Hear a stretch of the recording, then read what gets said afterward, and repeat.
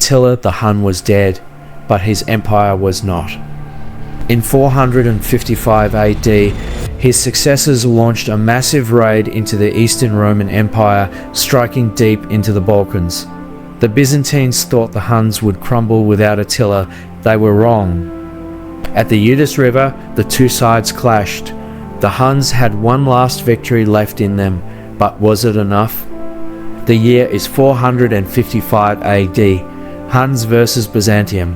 The ancestors of modern Hungary take on the ancestors of modern Italy and Greece in one of the last great battles of the Hunnic Empire. After Attila's death, the Huns were in chaos. His sons fought for power and the empire began to fracture. But before it collapsed, the Huns launched one final devastating raid into the Eastern Roman Empire. Their target? The Balkans, modern-day Bulgaria. The Eastern Romans, later known as the Byzantines, were still very much Roman.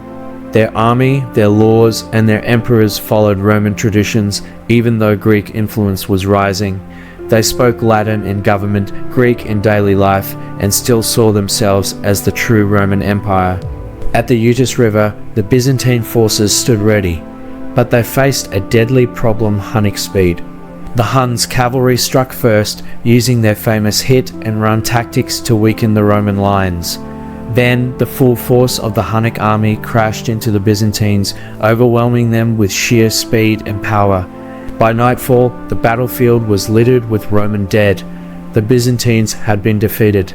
But it wasn't the same as before. The Huns had won the battle, but they were losing the war.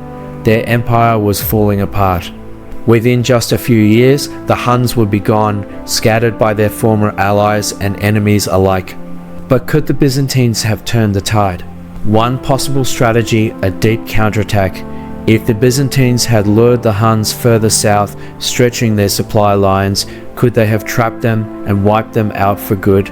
Or were the Huns still too powerful, even after Attila? Like and subscribe for more epic history breakdowns.